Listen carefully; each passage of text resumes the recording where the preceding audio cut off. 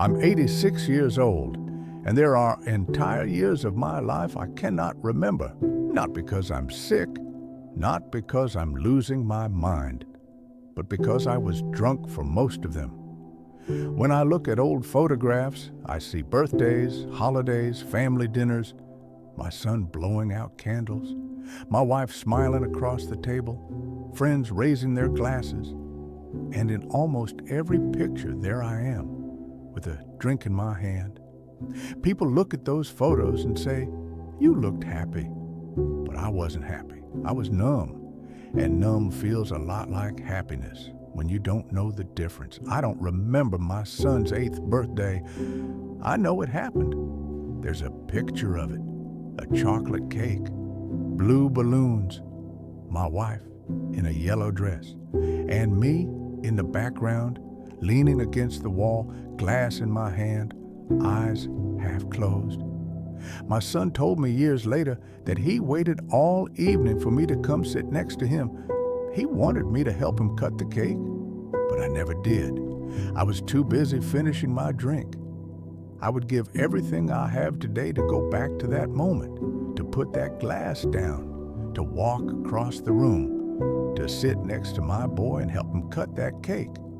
But time doesn't work that way.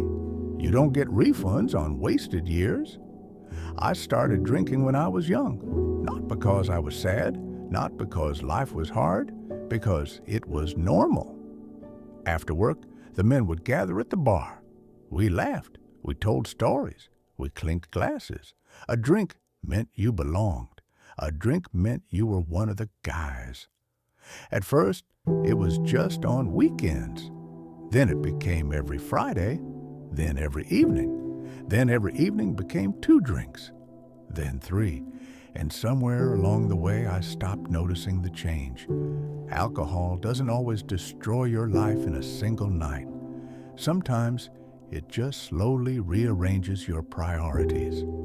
First, it takes your evenings, then it takes your mornings, then it takes your patience, your attention, your presence, until one day you realize it has taken your relationships.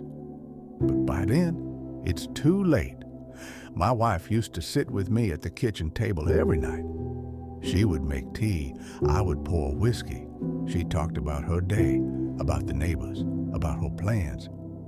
And I would nod, smile, take another sip.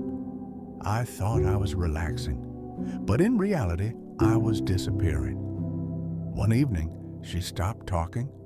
She just sat there staring at me. Finally, she said, "I feel like I'm married to an empty chair." I laughed. I told her she was being dramatic.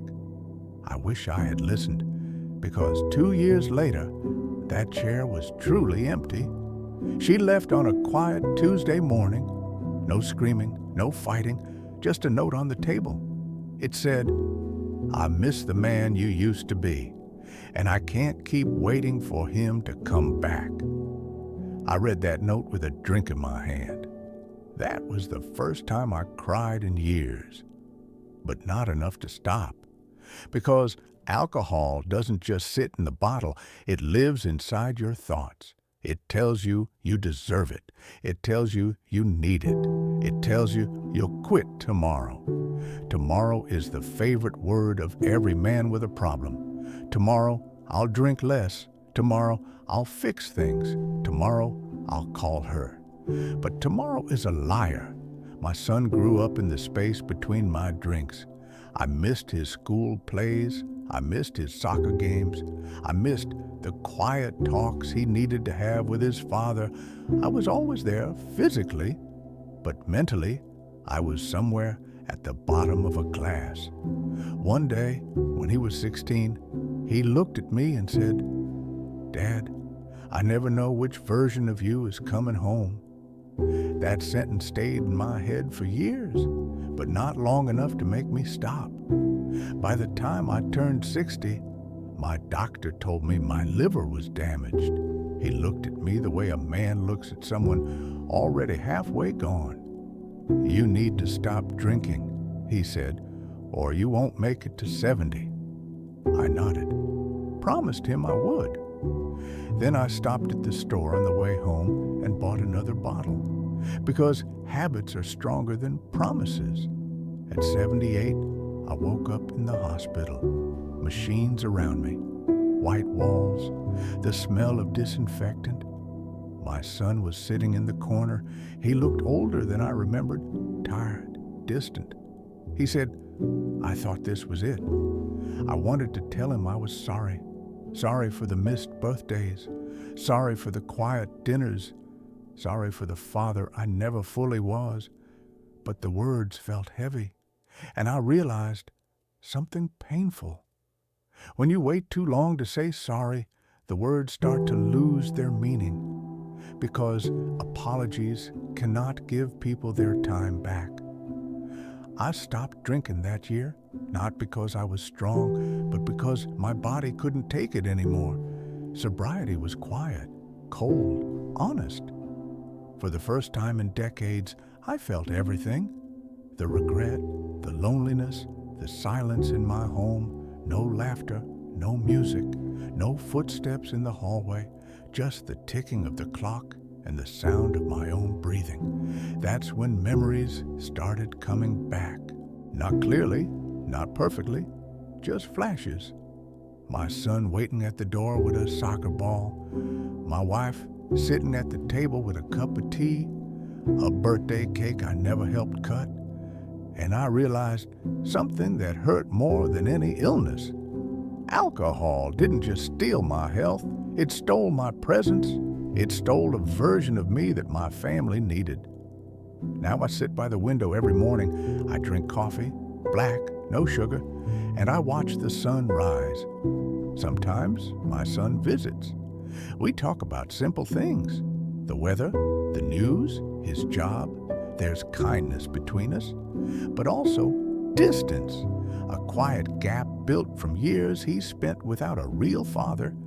And I built that gap one drink at a time. If you're young and listening to this, I'm not here to judge you. I'm not here to tell you never to touch alcohol. But I want you to understand what it really does. It doesn't always ruin your life with a dramatic crash. Sometimes it just slowly pushes you out of your own story. You're there, but not really there. You're present, but not connected. And one day, you wake up in a quiet house with memories that feel like someone else's life. Don't wait until 80 to become the person you should have been at 30. Don't wait until your hands shake to put the glass down.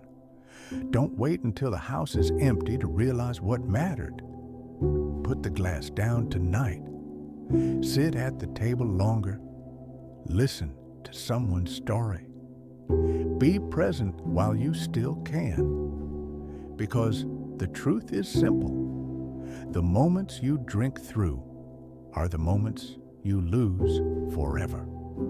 And there is no bottle in this world worth more than a life you can actually remember.